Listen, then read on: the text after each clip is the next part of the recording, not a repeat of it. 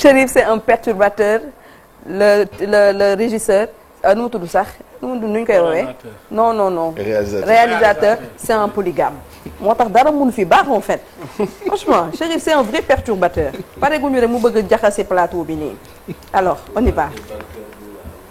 Et puis aujourd'hui je voulais tellement dalal Oumar waxal ko lu baax balaa muy ñëw parce que sama grand la ah sànq wax naa ko ba ngay ñëw fii dama ne dañ lay lalal tapis rouge bu nga xamante ne dañ ciy def wis ay fleurs xam nga pour dalal la mooy patron secteur BTP immobilier moom ak suñu ministre du tutelle yi les deux comme Burak Sow dégg naa ministre daan la donne-lui mon numéro. non Déthié sama xarit la loolu lu yàgg la Déthié Fall merci en tout cas démb ci voilà reconnaissance bi mais surtout affection bi nga xamante ni démb que mu nekk moom que mu nekk Atepa également Massamba Diop le directeur le président de l'ordre des architectes du Sénégal mais également le grand Fodé Diop qui est un architecte un éminent architecte bi nga xamante ni Sénégal dañu ko yoreel njukkal bu baax a baax Omar qui fait également un travail extraordinaire nee naa le secteur du BTP n'a jamais été aussi bien représenté. Je ne te jette pas de fleurs mais c'est la vérité on sent que le secteur bouge et ça fait plaisir de voir quand même que c'est quelqu'un comme Omar qui fait bouger les lignes à côté également du président du représentant du regroupement des promoteurs privés du Sénégal Babacar Souleymane Faye en tout cas dynamique bi mi ngi fi Omar dina dalal ak jàmm. jërëjëf Dieynaba. oui ñoo ngi rafetlu seen invitation. ndax tey dafa ne bés ne dafa am solo ci secteur u BTP bi. ñoo ngi soog a am lu ma mën a tuddee xewu BTP bi. c'est ça. mooy salon bi nga xam ne ñun ñoo ko tëggal suñu bopp. ak suñu benn partenaire. muy Innovbat. muy di rendez-vous boo xam ne dañ ko bëgg a wéyal. bu neexee yàlla. at bu ne bu assise jotee assise entreprise bu CNP jotee. ñu fas yéene tëggaat salon bi invité suñuy naataango invité également suñuy partenaires ñu mel ni yow secteur yu bëri ba pare waxtaanee li nga xam ne mooy suñuy mëbët ak li nga xam ne mooy suñu yaakaar ci wàllu koom-koom nekk na lu am solo démb Innovbat vraiment félicitations pour le travail sànq nag maa ngi doon wax gars yi ne leen yéen amul leen droit wax parce que bu nekkee sport dañ naan ma tëjal sa gémmiñ waroo wax mais avec la générosité du bâtiment donc on va tàmbali la waxtaan donc comme on le dit Souleymane Pafara Cheikh ñu tàmbali waxtaan bi Souleymane. non toi d'abord. Oh non aujourd'hui je régule. je pense avec Omar je ne suis pas objective hein. donc la première question moom mooy lu jëm ci l'état des lieux ci secteur BTP et en particulier sur la question quand même des arriérés de paiement yi ñu waxoon les fameux 300 milliards si le chiffre est exact fa lañ toll ci delloo bi nga xam ne état bi dafa ne woon da koy delloo BTP bi mais surtout globalement secteur bi nu muy doxee actuellement nan la évoluer ces dernières semaines ces derniers mois. jërëjëf Souleymane mais dama bëggoon rek ngeen may ma de manière ramassée ma wax tuuti ci assises yi ndax démb suñu kilifa président Baye Diagne nga xam ne mooy actuellement le président de tous les patronats africains def na fa discours bu am solo discours boo xam ne ci li ma ciy jàngat man gannaaw bu mu félicité gouvernement bi ak APIX ci succès wu forum des investissements daf ci am yu bëre yoo xam ne fàttali na ko te dañ ci war a taxaw tuuti bi ci njëkk mooy président Bailly daf ñu ñaax pour ñun secteur privé ñu yokk suñu loxo ci wàllu investissement ci suñu biir réew ba pare mu ñaax ñu pour ñuy def li ñuy wax alliance stratégique non pas ak ay étrangers yi nga xam ne ñu ngi jógee ci yeneen continent mais ay africains donc appel au panafricanisme indi na aussi ci wàllu par rapport ak thème bi croissance plus économie compétitivité souveraineté daf ñu laaj également pour ñu gën a liggéey pour jàppale gouvernement bi pour mu mën a atteindre les objectifs du plan de redressement je pense que loolu aussi ñu ngi ciy bàyyi xel ñun en tant qu'acteur du BTP am na nag aussi il a relevé également les difficultés bi mooy dialogue bi nga xam ne tàmmoon nañ ko ak waa impôt ak waa douane voilà laaj na aussi état bi pour mu rétablir dialogue boobu ndax dafa mel ni dafa xaw a nërmeelu Il nous a invité également à ce que ñun ak fonctionnaires yi mu am une relation beaucoup plus apaisée. Fonctionnaire bi dafa war a bëgg entreprise bi aussi dafa war a gëm ne fonctionnaire bi ku jub la ku fi toogal réew mi ku fi toogal aussi entreprise yi. donc moo tax loolu mu am solo bon am na yenn détails yoo xam ne jarul ñu ci yàgg wala ñu ci jaaraat mooy apurement de la dette et cetera formation ñu war ko yokk ak yooyu li ñu ci war a retenir par rapport ak BTP mooy les annonces fortes qui ont été faites par le ministre Déthié Fall, le ministre des infrastructures. am na loo xam ne bu mu ko waxee je pense que daanaka salle bi yëpp genn wàllu acteur BTP yëpp dañoo signe seen i wane seen contentement mooy reprise imminente du PSD. C'est ça. Le programme spécial de désenclavement nekk muy programme boo xam ne dafay permettre à peu près une soixantaine d'entreprises ñuy am koom ci wàllu BTP donc loolu c'est une bonne nouvelle. Maintenant nag il reste évident que bor bi c'est un sujet central boo xam ne ñu ngi xaar promesse yi nga xam ne gouvernement bi defoon na ko weer yi weesu mu dab promesse yooyu mu nekk une réalisation une concrétisation am nañ ci yaakaar démb le directeur du cabinet du ministre du budget monsieur Bassirou Ba était là-bas sur place def na ay annonce léegi nag annonce bi c'est sujet à interprétation. Justement dañuy bàyyi économistes yi ak journalistes yi mel ni yow yi nga xam ne seen xam-xam dafa màcc ci wàllu économie ñu gën ko toj gën ko analyser pour mën a jox ñu interprétation bi ñu ci war a dégg parce que démb annonce bi gaaw na. technique na. du ñëpp mën a comprendre lan mooy subtilité wu engagement remboursement. Exactement. Effectivité du respect des parce que la question mooy est-ce que xaalis bi egg na ci compte entreprise yi. Procédure comptable yi dafa bëri ay phases maintenant ban phase lañ nekk est-ce que engagement la est-ce que liquidation la est-ce que voilà bon on sent que c'est une question sensible mais si on a bien compris xaalis bi eggagul ci compte yi. benn ñaari semaine a ngi nii doon naa waxtaan ak yenn entreprise yu gën a mag Sénégal waxtaan naa ak ñoom di leen laaj fu ñu toll. ci li ma déggoon il y a 2-3 semaines je pense que ba léegi ci moment boobu en tout cas ils n'avaient pas reçu les sommes pour l'argent. mais CNP dégg nañ ko dem carrément mu ne on est fatigué. yow est-ce que sentir nga ko ak comment est-ce que tu le vis par rapport à tes employés à ton environnement. on est fatigué c'est une réalité moom amul benn Sénégalais bu fatigué wu fi mu nekk nii fatigué bi. xam nañ plus ou moins lan mooy cause bi dañoo am cadre macroéconomique boo xam ne il n'est pas favorable problème mu dette cachée bi indi na fii aussi situation bu xaw a affaiblir suñu économie. notation Moody's yi aussi am na jeexital bu mu am ci suñu économie économie logique la c'est un tout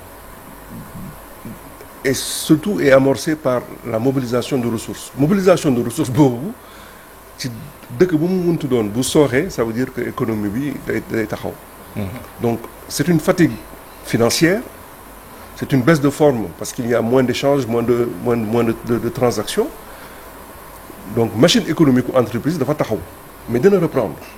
Oui, mais il y a le plan de redressement économique qui est là parce que plan boobu yéen est-ce que gis ngeen ni que c'est un plan qui va redresser l'économie parce que de l'autre côté on a entendu ñoo xamante dañu ni l'État va se faire de l'argent mais vraiment on ne nous dit pas comment relancer exactement l'économie. plan de redressement bi dama ci dox ak prudence parce que du ma économiste la ma ci jàngatoon mooy que ne état bi dafay fexe ba seet nu muy mobiliser ay financement bañ a leb man loolu moo doon jàngat bi ma ci njëkk a am mooy li ñuy wax financement endogène def nañ fi diaspora bond def nañ ci ay mécanismes yoo xam ne peut-être même jaar ci entreprise yi def recyclage d'actifs ak yooyu loolu mooy besoin wu état bi daf koy financer avec des ressources locales loolu mooy première pàccu plan de redressement bi ci topp mooy seet naka ngay élargir sa base fiscale nooy wàññi sa train de vie ak yooyu loolu dañ koy rafetlu parce que pression fiscale warul nekk tout le temps ci entreprise bi ci benn catégorie acteur économique ñëpp la war kii bi solidarité fiscale bi ñëpp la war maintenant nag est-ce que le remède n'est pas plus fort que le mal loolu mooy question bi est-ce que le remède là est-ce que plan de redressement bi mënul narul affaiblir yenn secteurs yi du ma tudd ay secteurs mais xam ngeen yenn secteur lay xalaat loolu aussi mooy question bi mais plan de redressement bi ñu ngi xaar les effets bénéfiques et on espère que nous pourrons bientôt débriefer yàggul nag ça fait à peine 2 mois ou 3 mois ci la yem. da nga ne tout à l'heure programme spécial de désenclavement bi dañoo annoncé ni dañ koy reprendre loolu lu muy tekki moom mooy chantier yi arrêté woon day reprendre programme boobu ma fàttali ne du programme bu bees na mu ngi fii depuis quand même quelques années depuis l'ancien régime et c'est un programme qui est financé de façon assez conséquente donc ça veut dire que chantier yi day reprendre quelle partie des BTP parce que BTP dafa bëri ay pàcc am na travaux publics am na construction et cetera ban partie moo gën a affecté ak ban partie ngeen yaakaar ni moom mooy bénéficier si reprise PSD bi. solo bi nga xam ne am na PSD am na ko mooy d'abord désenclavement mooy piste. mooy piste yoo xamante ni lu ci ëpp ki lay doon latérite. ban boobu. am na aussi ay tali yoo xam ne dafa am bitume. donc booy xalaat désenclavement da ngay xalaat les routes permettant d'acheminer la production agricole notamment. mooy impact économique bi. mooy impact économique bi. donc am na impact ci entreprises yi nga xam ne ñooy def piste ak route. et elles sont beaucoup plus nombreuses qu'on le pense. ak mbir mi yemul ci ay CSE ak Eiffage ak CDE yi ngay dégg parce que ñooñu ñoo ci gën a ràññeeku. te d'ailleurs ñooñu sax en général projet yi xëj na tuuti rek lañ ciy am loo xam ne am na solo. mooy projet yu tali yu mag yi. mais PSD bi lu muy financer en général ce sont le tissu des PME et des sociétés de BTP c'est à peu près entre 500 et 600 entreprises. ñi ci gën a ràññeeku mëtuñu 50. léegi nag la ca des yëpp. ci PSD bi chaîne de valeur bi nekk ci ginnaaw. sans compter chaîne de valeur bi. sans compter transversalité bi donc PSD est un programme central est un programme crucial. je pense que démb dañoo xaw a am tuuti retenu rek mais naroon nañ tàccu. bu fekkoonte ne sax. moo ngeen tàccu nag da ngeen bañ a bu leen cimenté seen yaram yi. fi ñu tàccoo la ñu warutoon tàccu. parce que fi ñu tàccoo moom mooy les 249 milliards yi ñuy wax ni exécuté nañ ko pour rembourser la dette alors que en réalité jusqu'à une certaine date duggul ci compte bancaire yi. alors quand on applaudit à ça. on applaudit à un engagement ou à un processus en cours boo xam ne finalisé guñ ko. Ça m'a d'ailleurs un peu étonné. Et la question que je me suis posée oui pas buñ tàccoo. Les chiffres qui ont été avancés.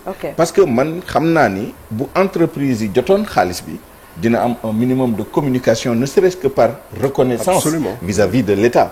jëloon nañu engagement ni dañ ñu fay nañ ñu vraiment suñu cër la.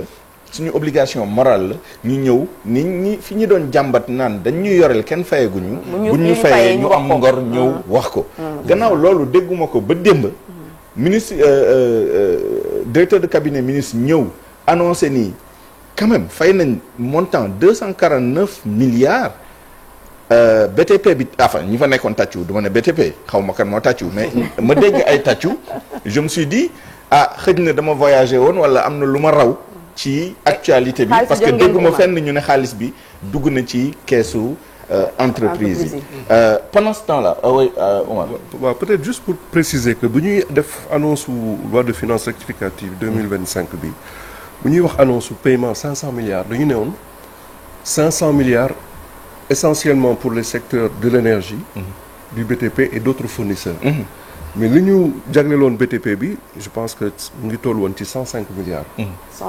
105 du woon 300 du woon 400 105 woon. ma amoon sentiment ne opinion bi dana xalaat ne bu ñu fay 105 milliards dana fay boru BTP bi yëpp.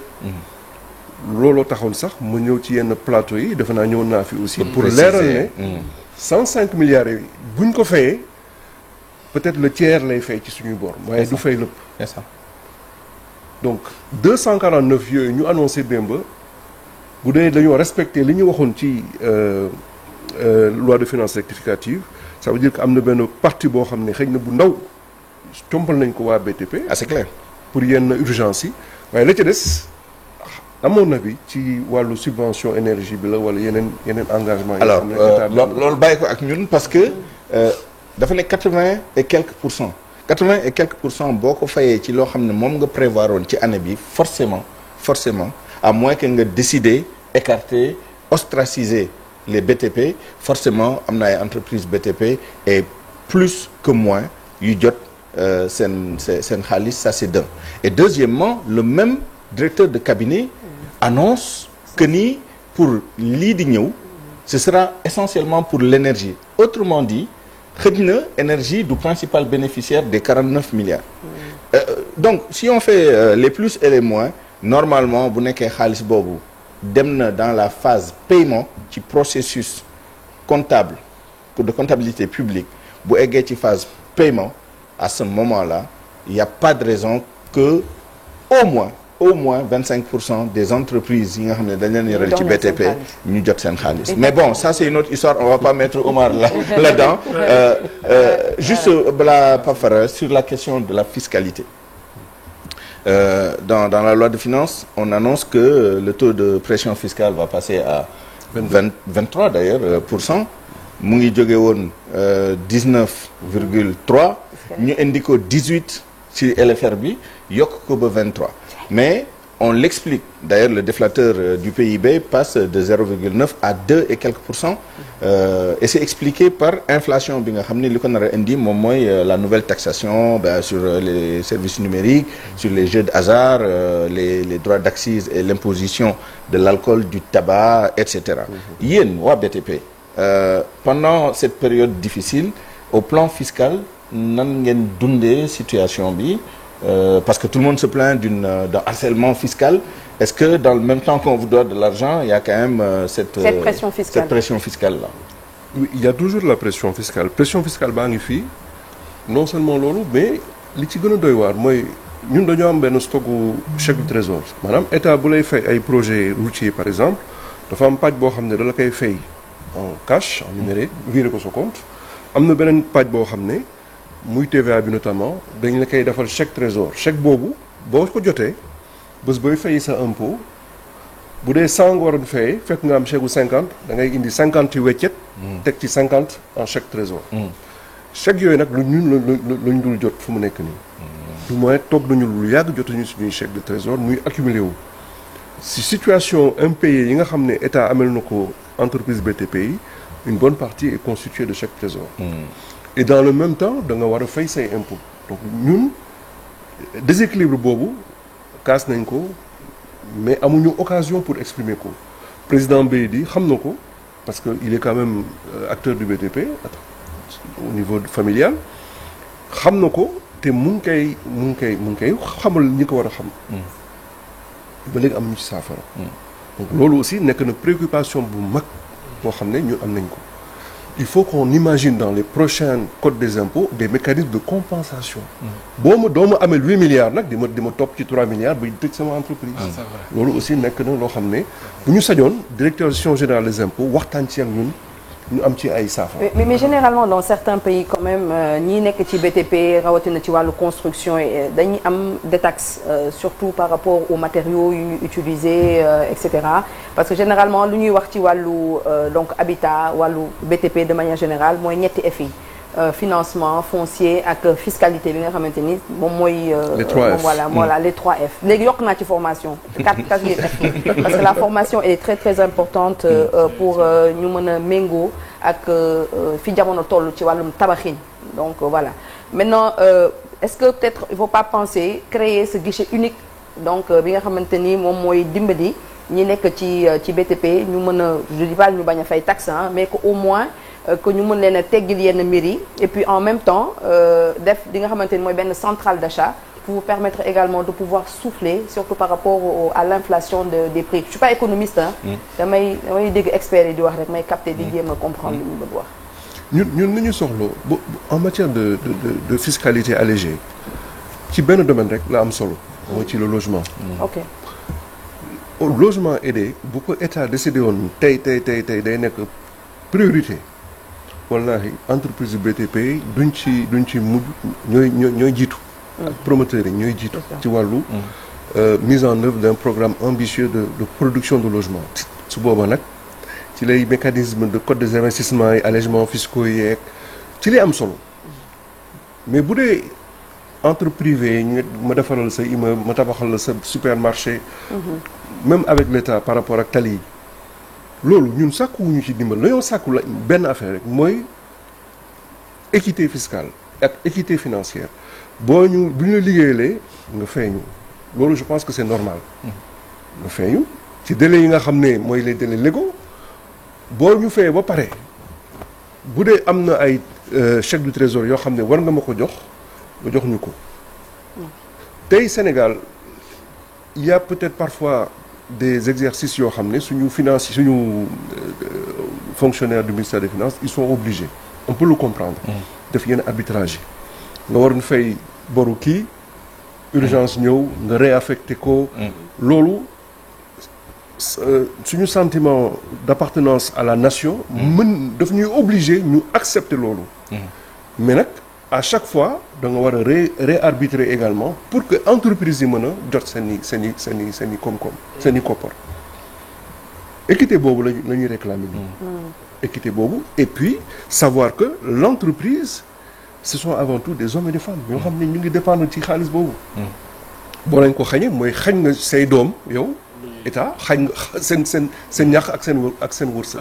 monsieur Ndir man finalement dama lay bëgg a cumuler sama question yëpp xanaa nga jël bu ci njëkk li ngeen wax ni yëpp je crois que kon tey di ngeen ko mën a waxtaane ci salon bi ngeen xam ne ci wàllu BTP Innovbat ba pare ngeen def benn expo conférence loolu ngeen fas yéene def ni ki tey beneen bi bëggoon naa nga ñëw conséquence su arrêt BTP yi lan la jur est-ce que amoon na njëriñ ñu ngi ko téye woon noonu mu yàgg dafa mel ne loolu moo mujj étendre ci wàllu domaine yëpp ba indi ci ay jafe-jafe loolu benn la. beneen bi ci topp baal ma question bi j'ai pas bien saisi. BTP bi ñu arrêté woon benn instant nguur gi bi mu ñëwee. arrêt des chantiers arrêt chantier yeeg yooyu lu mu jur. beneen bi ci topp relance bi nan la war a mun a demee pour fa ñu nekkoon ñu mun ko dépasser waat ñëw ba am benn taxawaay bi ci mujj mooy ministère des infrastructures. mag laa fait beaucoup de questions.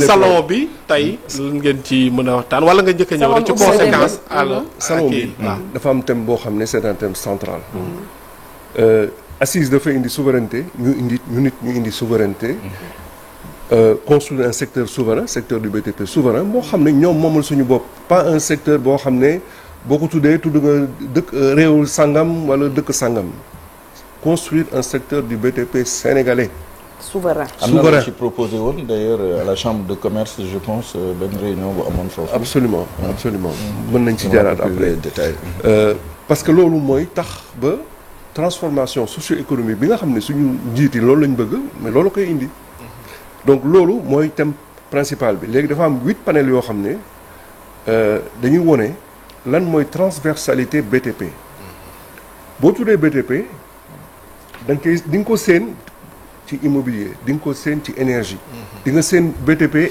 solo BTP ci hydraulique ci assainissement ci transport amul secteur boo xam ne ci industrie ndax lépp loo xam ne da nga ko war a defar pour mën a dawal programme énergie wala hydraulique wala industriel foo nga indi ay nga woo secteur BTP pour mu tabaxal la ko donc loolu la ñu bëgg démontrer à travers des panels de haut niveau par exemple ci wàllu énergie dañoo invité le président de tout ce qui est renouvelable directeur u parc éolien de Taïba aussi ñu invité waa Sénélec ñu invité waa ANER waa AME toutes les autorités yoo xam ne dañoo nekk ci wàllu énergie dañ leen woo pour waxtaan ba pare pour ñu gis ne BTP dafa am un rôle central dans tout le dispositif énergétique sénégalais donc loolu mooy intérêt pour que dëkk bi xam ne suñu secteur dafa am solo donc loolu moo indi salon forum bi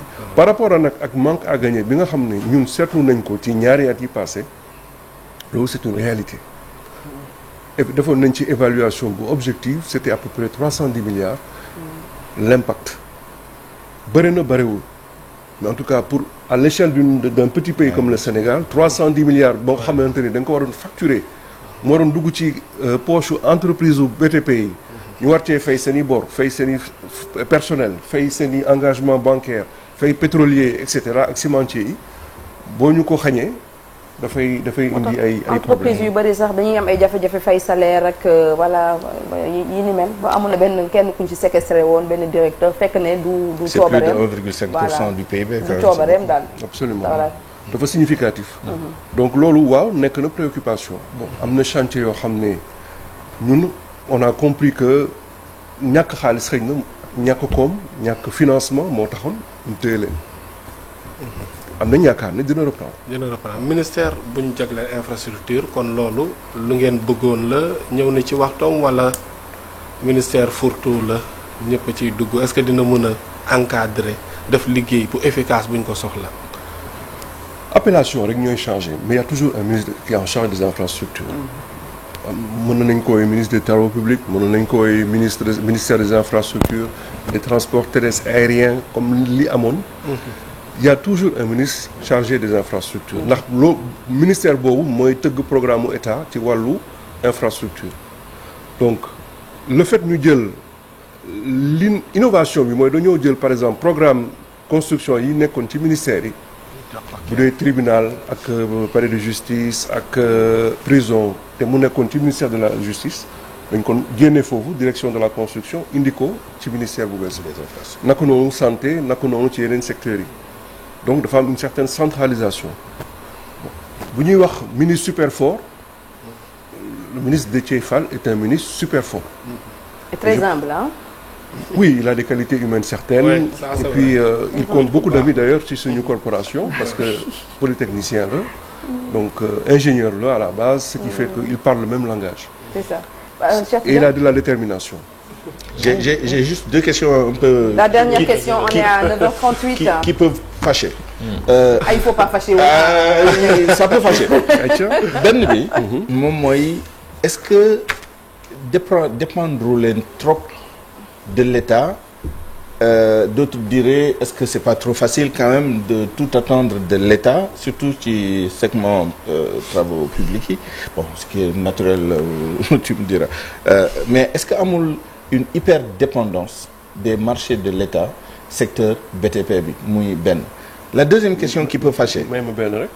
mais nga boole ko mën nga comme sama xel neex. mën nga ko boole parce que bii ñaar rek la beneen bi moom mooy aussi la politisation de ce secteur.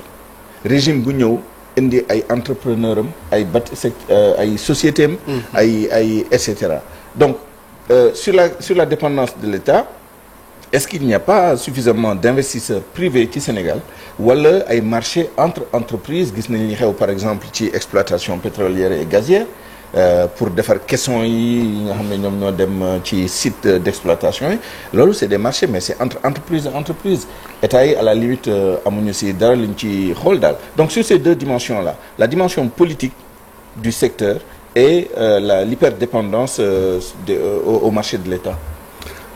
Je vais commencer par la deuxième question la dimension politique damay nuyu au passage sama naataango président Kader Ndiaye bu SNBTP ndax dafay yàgg di jooy loolu mooy la politisation ou le fait que des acteurs du secteur public souvent di créer ay entreprises di concurrencer ñoom ñoo koy créer d'accord pas que parfois c'est pas qu'il crée mais mën nga am xarit boo xam ne il est bien placé mu woo la Souleymane yow journaliste nga en théorie nekkuloo acteur BTP sa liggéey mais par le jeu des amitiés ma am aussi benn certain pouvoir mën naa la woo ne la marché ngi nii góorgóorlu wutal ay ingénieur te nga ñëw def ko donc et Kader souvent le dit il faut privatiser le secteur du BTP il faut le reprivatiser parce que effectivement loolu c'est une pratique boo xam ne dañ ko war a bàyyi warul am ce qu'on appelle les bâtisseurs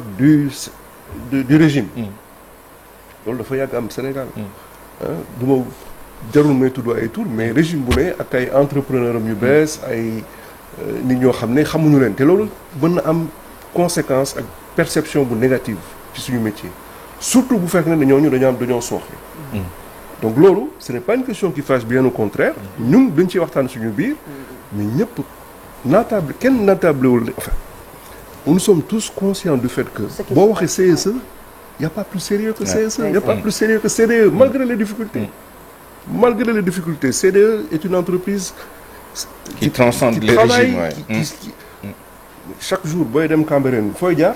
ci pont boo xam ne ça fait xaw ma ñaata centaine de mètres. presque 1 kilomètre yoo xam ne CDE moo ko def. un ouvrage magnifique. corniche bi boo koy jël kan moo ko tabax. CDE la ba léegi ñu ngi am ay marchés même si fekkee ne ils sont faibles des petits marchés yoo xam ne ñu ngi koy liggéey. CDE CSE Eiffage Sénégal Jean Lefer mais ce sont des entreprises yoo xam ne kenn mënul déclarer ne ñii duñu ay nit yu sérieux. naatable kenn du ko naatable. kenn du ko naatable c'est pas possible. donc Souleymane côté boobu dama lay rassurer ñun ñoo gën a bëgg transparence boobu am. beneen question bi. moom mooy investisseur quand même privé ñun waaw hyperdépendance état bi. mais état loolu mooy rôle dañ ko fal dañu fal ay autorités politiques pour ñoom ñu définir la politique de la nation seet lan mooy programme d'investissement man mënuma def programme mu investissement wu état Sénégal man mënuma ko définir état mooy xam priorité mooy am information xam ne fee ci Kédougou dañoo soxla ay tali dañoo soxla hôpital dañoo soxla ay pont dañoo soxla lii ak lii. moo koy définir. état mooy xam lan mooy besoin wu nation bi ba pare nag tëgg programme am bu tëggee programme am moom mooy aussi wut ressources yi nga xam ne moom la war a defaree programme yi te loolu say impôt ak samay impôt ñoo koy def donc ñun mënuñu def liggéeyu état ba dem ba ci di xalaat lan lañ ko war a defaral loolu mooy indi marché public. am na nag aussi beneen dimension boo xam ne ñun bëgg nañ ko mooy les PPP. Actuellement may nuyu au passage ARCOP le directeur général de l'ARCOP est un fervent défenseur et promoteur même des PPP privés et des PPP sénégalais. Partenariat public-privé. Voilà effectivement des partenariats public-privé yoo xamante ni dana may entreprise sénégalaise yi nga xam ne par exemple boo soxlaa bu état soxlaa tabax benn hôpital wala benn centre de santé ci benn région mën naa ñëw ne ci marché ba lay jële woon naa ci tuuti koom mën naa ko réinvestir mën naa leen defal benn infrastructure boo xam ne mu ngi jar peut-être 3 milliards man ci samay fonds dinaa ko def léegi ngeen définir un programme de remboursement ministre des finances jox la accord am nga déroulé ba pare état di la fay. loolu mën nañ ko te duñ koy def RTS kan moo ko financé. c'est ça entreprise sénégalaise. sphère ministérielle lañ ñoo ko def ay entreprise sénégalaise. Télium en fait. Télium envol immobilier. envol immobilier donc on voilà, a cette capacité. mais est-ce que yéen a ngi liggéey suffisamment ensemble des co-entreprises parce que pour nga mën a def offre yooyu il faut ngeen am taille critique am quand même capacité de lever des fonds ensemble travailler ensemble est-ce que yéen a ngi koy def réponse rapide c'est d'ailleurs une des spécificités une des spécialités du BTP sénégalais c'est de faire ce qu'on appelle des groupements. C'est ça. On appelle ça consortium de manière un petit peu je sais pas si c'est un terme juridique ou un terme générique mais ce sont on l'appelle des groupements d'entreprises.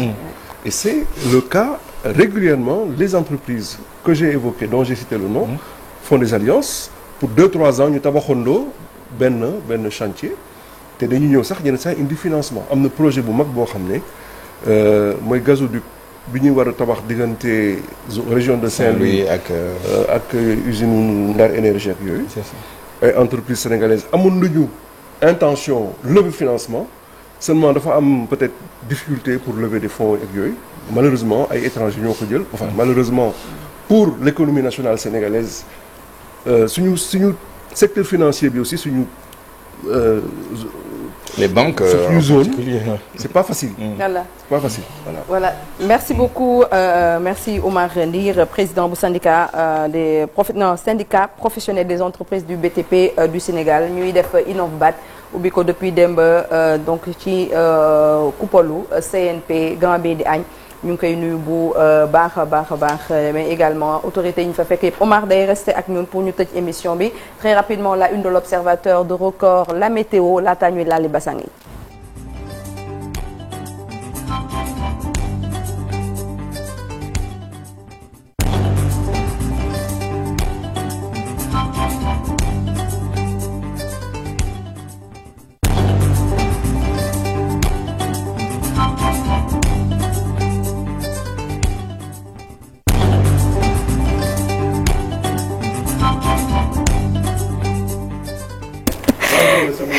Ah bon merci beaucoup merci jërëjëf Bilaay Mourou bi bilaay muuru bi de yàlla na si yàlla saxal bu baax a baax a baax a baax walaay yàlla yóbbuwaat ma màkk balaay yàgg ku demul woon yàlla na nga dem Omar sama seexu màkk la waaw Omar sama seexu màkk la dañu dañ màkk donc macha allah donc léegi la une de l'observateur ak